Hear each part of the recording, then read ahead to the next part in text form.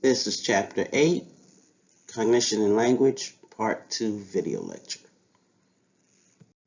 All right, so now let's talk a little bit about attention deficit disorder. People, they vary within their ability to be able to maintain attention, as in anything else. But with attention deficit disorder, or more known as ADD, here it's characterized by being easily distracted, having impulsiveness, moodiness, as well as a failure to be able to follow through on plans or goals. With attention deficit hyperactivity disorder, or ADHD, it's similar, except there's excessive activity as well as fidgetiness. These symptoms can vary considerably in the type as well as intensity. Now, both children as well as adults with ADHD, they'll show mild abnormalities in certain type of brain areas, and on average, particularly in the frontal cortex. It also has been reported that people with ADHD, they have a greater overall brain activity.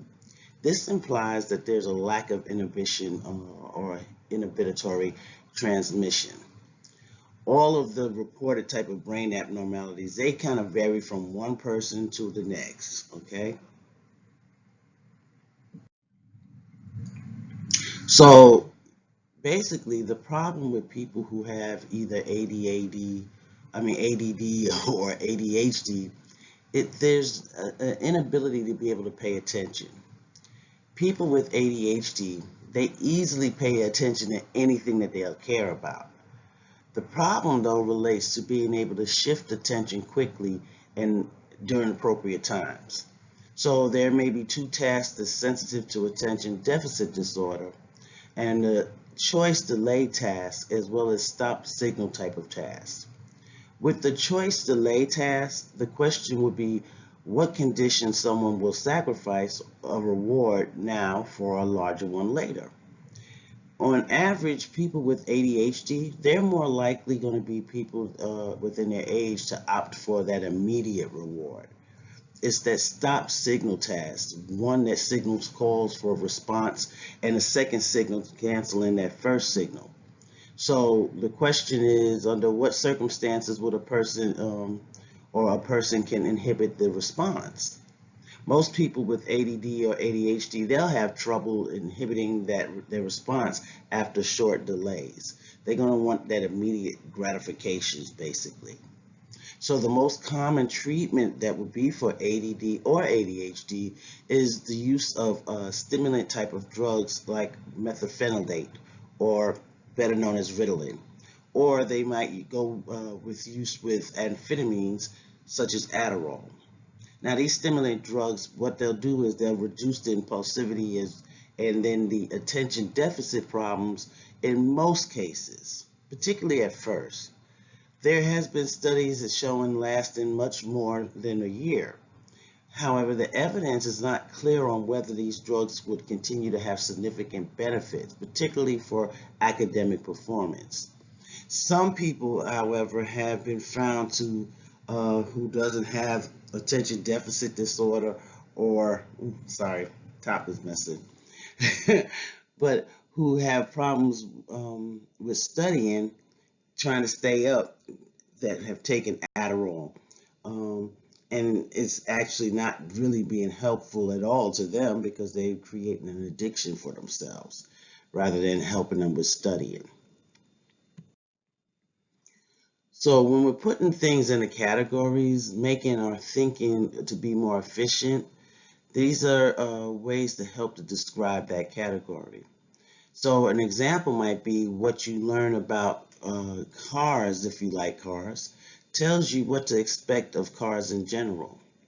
Yet, when we're categorizing, sometimes it proves to be a disadvantage. So if you categorize a politician, for example, as a member of the party you oppose, then you're going to be inclined to oppose every idea that that politician advocates. Uh, in short, these categories, they're necessary. However, a heavy reliance on them can be sometimes misleading. There's many concepts that's hard to be able to define. It's like you can probably recognize country music, but can you define it? What's the border between being bald or not bald? Questions that we all ask. Eleanor Roche, she argued that many categories can be best described by familiar or typical examples, which we call prototypes. And after we identify good prototypes of country music or that bald person, we'll then start comparing them to other items. And depending on how closely something matches, we'll call it a member of that category or a non-member, or they might be in between, like borderline.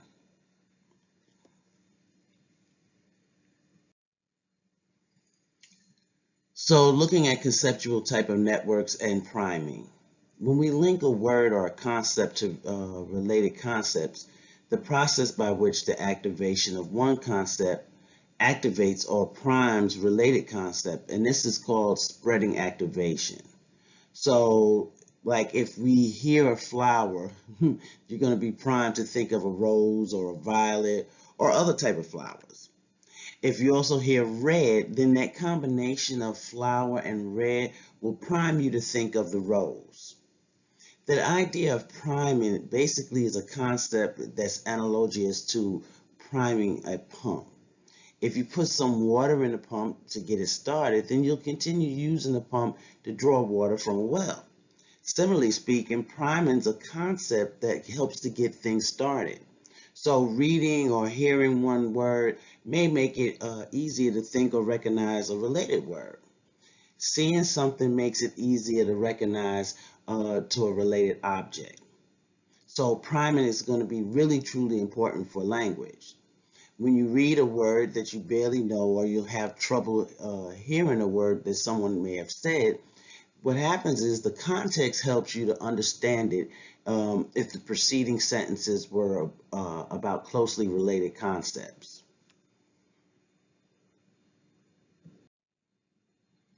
So now let's look at the next module, decision making and problem solving.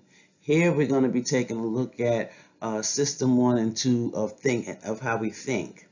We'll also be looking at the advantages and disadvantages to being able to maximize in terms of thinking opposed to satisficing our cognitions.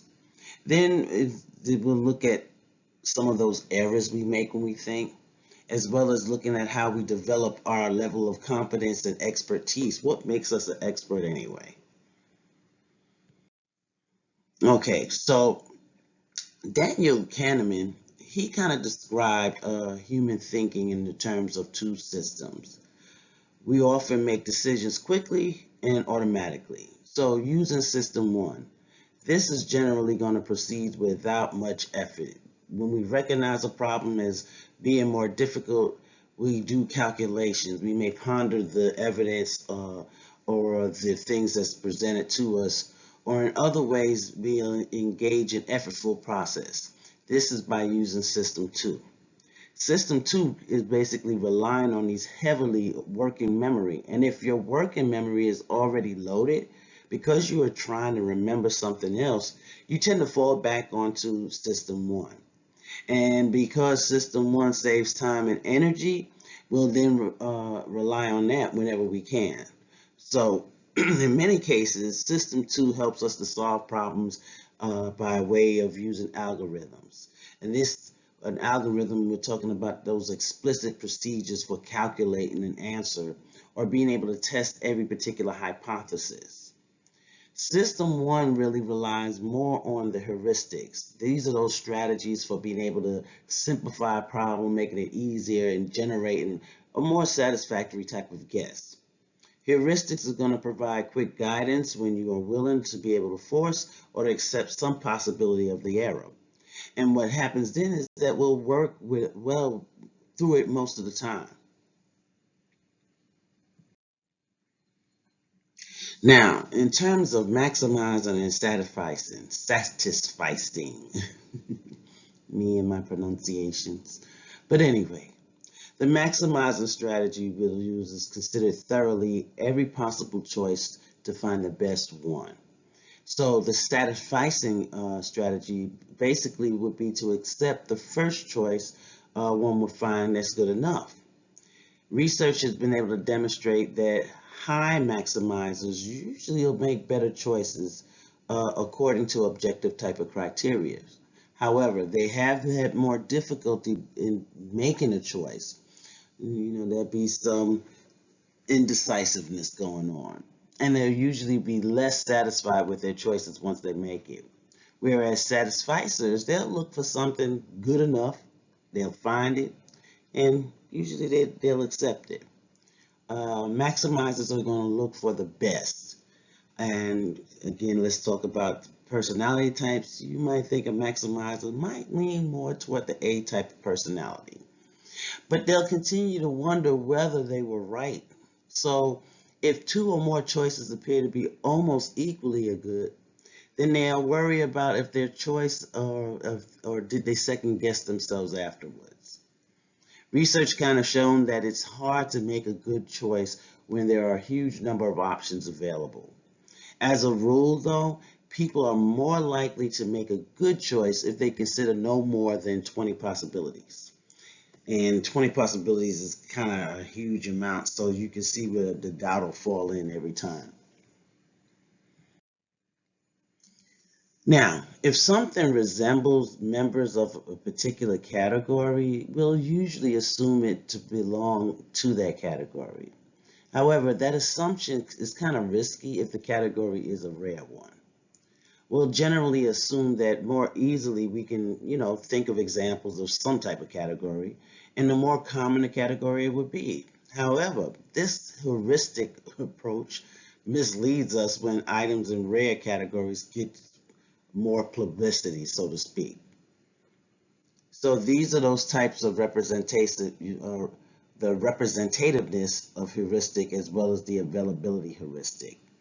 When we're looking at representative heuristic, these are the tendency that will make assumptions based on things that's resembled and usually looks like it fit within a particular category. And because it might be rare, it might lead us easier astray. So the slide is showing you an example of an error where it's saying something that looks like it might be a UFO. So you're going to just say, okay, that's a UFO without further digging into it. Now, the availability heuristic, this is when there's, we can easily see that the members fit within a particular category and that is a more common type of category. And publicity will be the more push for it. So you might have seen reports of the airplane crashing or car crashing, and you're thinking that that's why it is that way, simply because of earlier reports that you might have heard of. Think of media. Other type of common errors when in our thinking of human cognition. So, in addition to sometimes relying inappropriately on that representativeness heuristic as well as availability heuristic, people make other kind of errors. On those difficult questions, people will be overconfident sometimes with their answers. Have you ever taken an exam and found yourself to be like, I know this? You read those multiple choice and you just know this is the answer. You pick it and you find that it's wrong. And then y'all send me an inbox message saying, Dr. Kearns-Cooper, I know this answer was right. And then I'll be like, no, go look on page so and so. Well, that's exactly what I'm speaking about in terms of overconfidence. We tend to have those type of common type of errors. And it doesn't happen to just a few. We all do it. We also tend to look for evidence that will confirm our hypothesis instead of the evidence that might reject it. And that's a tendency that's kind of known to be confirmation bias. A special case of confirmation bias can be like functional fixedness, that tendency to be able to adhere to a single approach or a single way of using a particular item or solving a particular problem. We'll be like, this is how it has to be done. And we don't look outside the box. We think we kind of have blinders on for it. Okay. Now, people answer the same question differently when it's framed differently. An example being, A company that provides health insurance will charge higher rates to overweight people. If they described it as a discount for lower weight, people will like that sounding better than it's a penalty for people who's overweight, even though the effect is actually the same thing. There's people sometimes will take unpleasant actions to be able to avoid admitting that previous actions were kind of a waste of time or money. So we're looking at some of these errors. Just remember, overconfidence can be one. Okay, the confirmation bias is one. And remember, within that, we also are dealing with functional fixedness. Then we have the framing questions, the framing effect. How things are framed, will we accept it better or not? If it's framed negatively, we will kind of reject it. We'll rather accept uh, things when it's given with a positive spin. And then it's that sunken cost effect, the willingness to be able to look at something because of how much time and effort might have been put into it.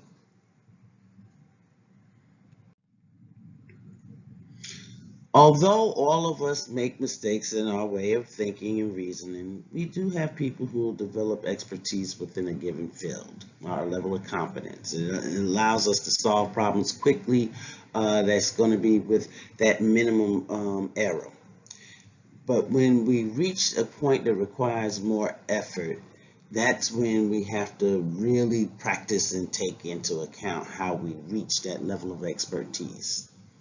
So in fields ranging as diverse as like chess or even sports, or we have band members, so playing the drums, the violin, this expertise would require years of intense practice. Some of y'all have been playing instruments since grade school. That's what would make you an expertise in that particular area. However, due to some individual differences, two people who practice a skill such as the piano or the drums for the same number of hours, it doesn't necessarily mean that they'll be equal in the end. Generally speaking, those who learn faster in school, they also become more competent and become an expert faster. For practice to be really effective, we kind of need to receive feedback on the practice when we're doing it. So like our band members, they have a music director. So as they're playing, if that song y'all playing is not on point and y'all are not hitting it at the same point at the same time, even though you're practicing, you have your director to help kind of reel you back in and get y'all all in sync with one another. That's what makes the boom, sonic boom sound just the way it is. It's not that y'all are doing it individually, it's collectively, and you get receiving feedback on how to get in sync through your music director. So when you get that good feedback, that's when you'll have that chance to be able to improve with continued practice. So, and I do feel for you, the band on the boom, because I know y'all be out there really early in the mornings, late in the evenings, but all that practice pays off because y'all are considered the best. So, now, what sets experts apart from others is that they can actually look at a pattern and be able to recognize its important features really fast, okay? So developing a skill at a task aids within your performance of a similar task, and it'll seldom help much with dissimilar types of tasks. So we look at expert pattern recognition, and that's when we're able to recognize and then we memorize the familiarity of it and the meaning of those patterns so that we can actually use it again quickly compared to those who haven't used it as much. Near transfer and far transfer. This is when we'll take those new skills that's based off our practices and use the practice of one skill and use it toward learning another. Far transfer is when we're practicing something that's not as familiar. So If, for example, you play the drums originally and you decide to learn how to play the piano. Now, some aspects of learning how to play the drum, like learning sheet music, you could take that on to practice with the piano because you already have that component locked down. But the far transfer of it, drums and the piano is like apple and oranges. They're two different instruments. So that's what I'm saying when I'm talking about near transfer and far transfer. All right, so now we're up to language. And in this module, hopefully what I will be conveying to you is how language has been taught to non-humans, animals, um, and being able to see them converse through mimicking and so forth. Being able to talk about the evaluations as well as explanations on how we are being able to learn language and specialize in different languages as well as our own um, native tongue. Then we'll look at the different types of languages as well as the impairments within from brain damage. And then talk about children's development of language and how eye movements plays a role with language. Now, every species of animals have some type of way to communicate, but only human language has the property of productivity, that being the ability to combine their words within new sentences that help us to express unlimited ways and thoughts of ideas. We do not memorize all the sentences that we use, but rather we kind of learn the rules of how we make and understand these sentences. So Noam Chomsky, who's a famous linguist, he described those rules as being transformational type of grammar. And this is basically a system of being able to convert those deep structures into a surface structure. Now, the deep structure is that underlying type of logic or meaning of the sentence. And then that surface structure pretty much would be the sequence of words that we would use or speak or write. So according to his theory, whenever we speak, what we're doing is we're transforming a deep structure of the language and bringing it on top into the surface structure.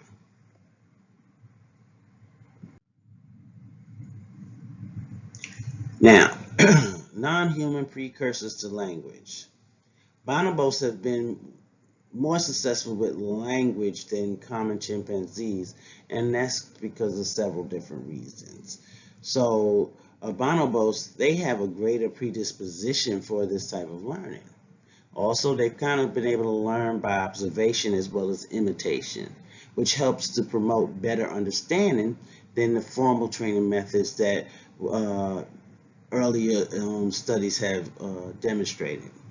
Finally, bonobos began their language experiences much earlier in life. Language and general intelligence. Our language ability is really not the same as overall intelligence. It is possible, and I want you to think about the ways it might be possible for us to have intelligence without having language, or have language without aspects of intelligence. So, as a psychologist, what we are doing is basically regarding the language to be a specialized type of category. It's not just a product of overall intelligence. People are able to speak, but what are the components actually of intelligence anyway? That's what you have to think about. All right, so let's talk about, and I'm going to go back and talk a little bit again about Noam Chomsky. Him as well as others, they've kind of had this debate and argued that the ease with which children acquire language kind of is an indication of that how they were born with a predisposition that helps to facilitate the learning of language. Still, this exact nature of the predisposition really isn't a certain thing. So there's been studies of people with brain damage that's had long pointed to two particular areas in the brain that's important for language. Those being Wernicke's and Broca's areas. Okay, so people with damage in the frontal cortex, including that Broca's area, they develop what we call Broca's aphasia. Now, Broca's aphasia is a condition that is characterized by difficulties with language production. Serious language impairment will occur only if the damage extends beyond the Broca's area.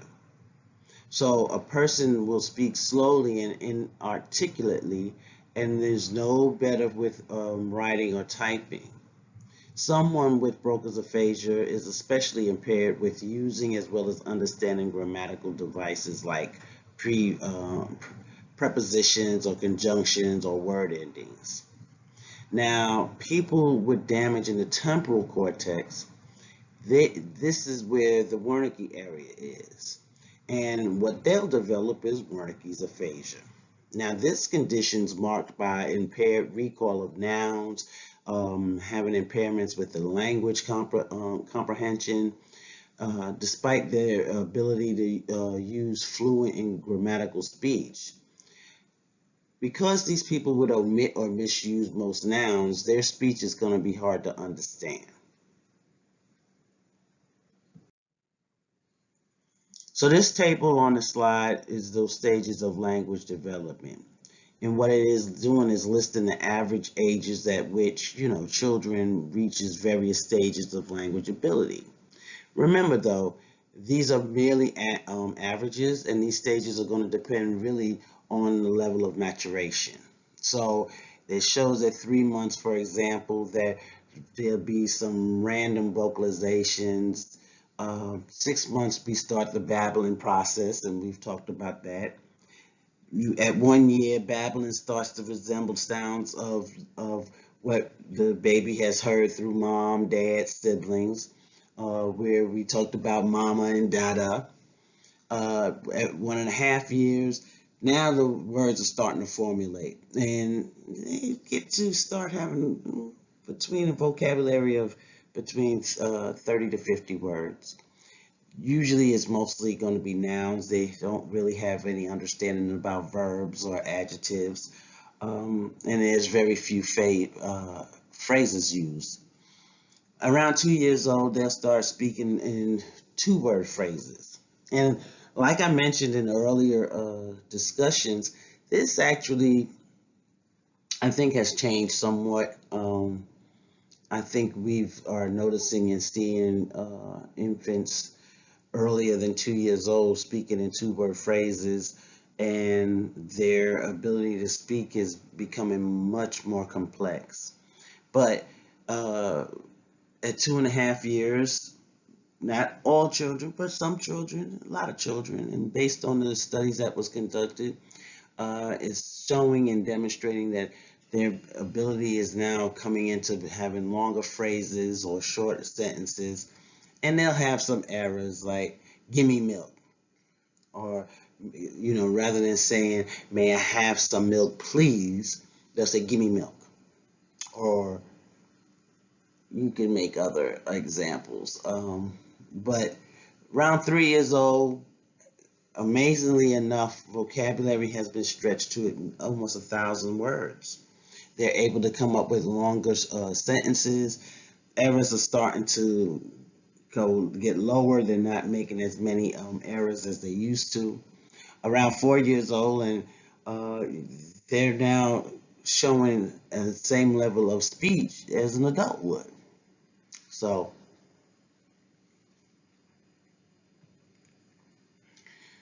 one thing I wanted to point out though, deaf infants will babble just as much as hearing infants do for the first 6 months. And then that's when you'll notice a decline. So at first, hearing infants, they babble only haphazard type sounds, but soon they're going to start repeating those sounds that they have been hearing. Around age 1, like I said, the babbling of the sounds, they start to resemble the language that family speaks. Okay, so let's move on. Now, there's been studies that show children who cannot hear well, uh, they tend to learn speech, but they're not taught sign language. They kind of invent their own sign language. So if a deaf child starts to invent a sign language and no one responds to it, that's because the child meets no other deaf children or adults fail to learn the child's a language that they develop. That child will gradually start to abandon it. So if a deaf child does learn sign language, then it can be a bridge to later learning spoken language.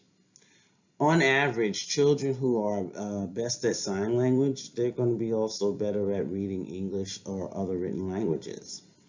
So a deaf child who is given no opportunity to learn sign language until around 12, or who may struggle to develop signing skills, they never really catch up with those who started earlier.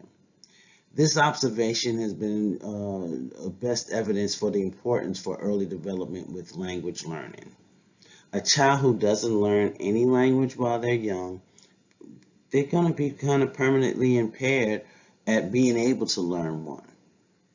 Today, many children grow up in a bilingual environment and they're learning two languages. Research demonstrated that both languages activates the same brain areas. Because of this, bilingual people often get confused when they switch between languages. Bilingualism, it has two disadvantages. So children might take longer to master those two languages than one, and then their vocabulary is going to be lagging because someone who speaks only one language, so again, they might wind up confusing and interfering with the two. Bilingual people, though, often take longer than average to be able to think about a particular word. So the primary advantage of bilingualism is really an obvious one. People who know another language can communicate with more people. Another advantage to bilingualism is that they're able to control their attention more effectively than those with just one language.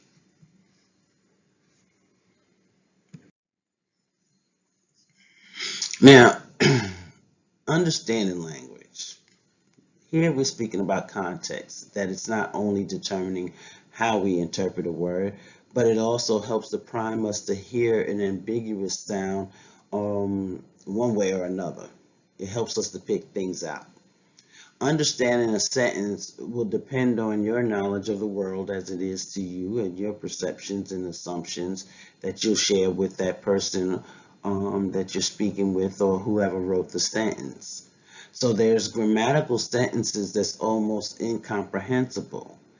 Like, take this for example, a doubly embedded sentence. This is a sentence within a sentence within a sentence. A singly embedded sentence would be understandable, though it could be difficult. So, the cat saw chased a squirrel. Now, did you really understand what I just said there? The squirrel, the dog climbed the tree. What am I missing here? In that first sentence, the cat saw the dog is embedded with the dog chased the squirrel.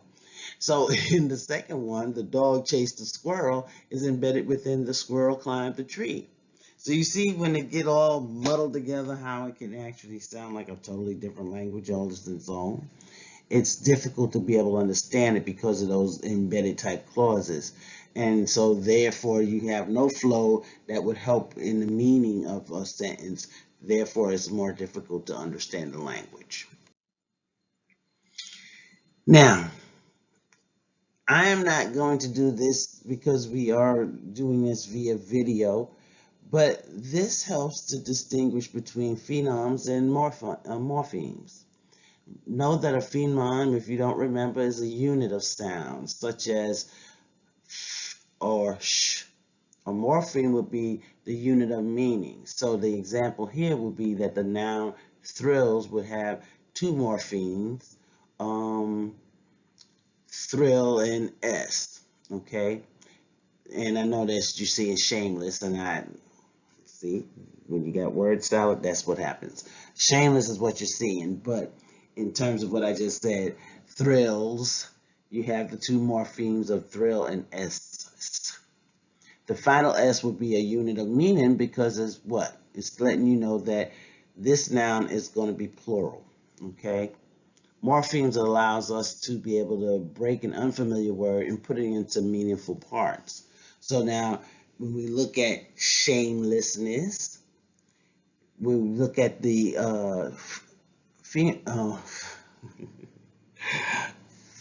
phonemes, then you're looking at those red dots on top. It's helping you to break it down. Shamelessness.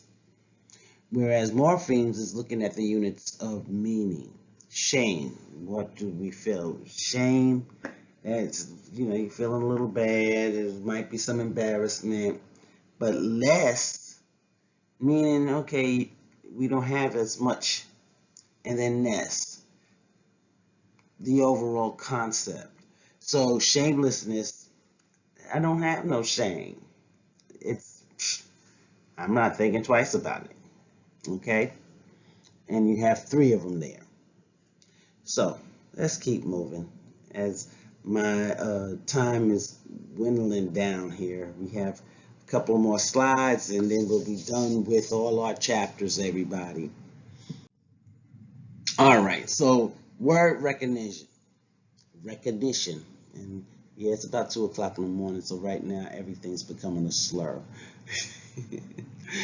But because you have been reading for hours a day, almost every day since you were a child, you have been able to develop an expertise in reading. Okay, so what's happening? You're recognizing words instantaneously. Consider the following experiment. Give me a minute. Let me share this with you. An investigator would flash a letter on a screen for like less than a quarter of a second, showing an interfering pattern. And then they ask, was that a C or a J? Now, the experimenter may flash an entire word on the screen under the same conditions and ask, was the first letter of the word a C or a J? Which question do you think is going to be easier? Well, most people would be able to identify the letter more accurately when it's a part of a word rather than when it was presented all alone. This is known as word superiority effect. Okay, what accounts for that word superiority effect? Well, according to one model, it'll be our perceptions as well as our memories and how they're represented by connections among units. And this is corresponding to those sets of neurons. Okay, so each unit will connect to other units, and then it'll activate units that'll excite some of the neighbors as well as inhibit others. So suppose units corresponding to the letters C, O, I, and N are moderately active. Well, they're going to excite a higher order unit corresponding to that word coin.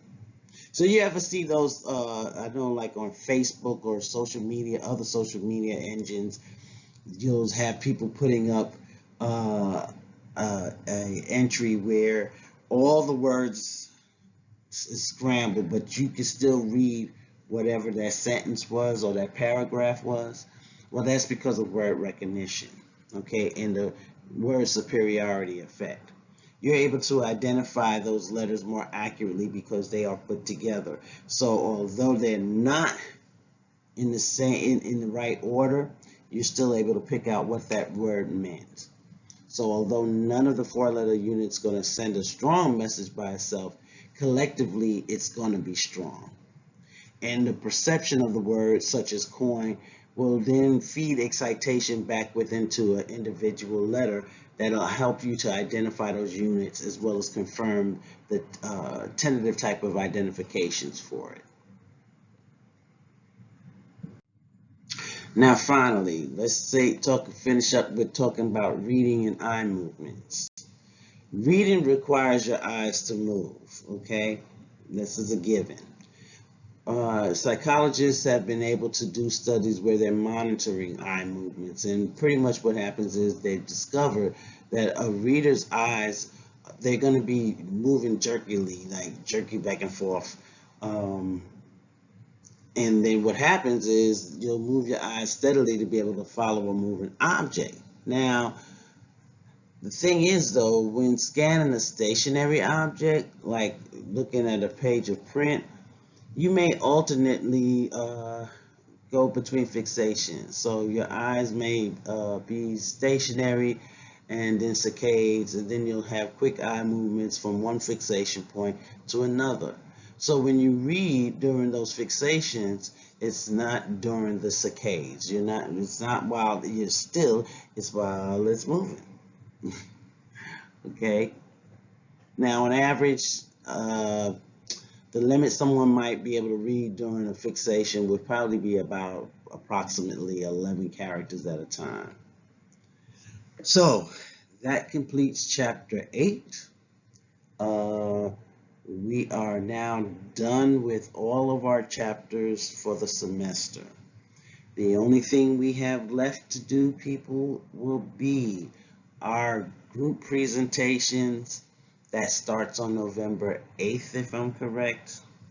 And then you have on November 13th, you'll be having to submit your written paper. So I look forward to all the group presentations that y'all will be doing. And that's a wrap.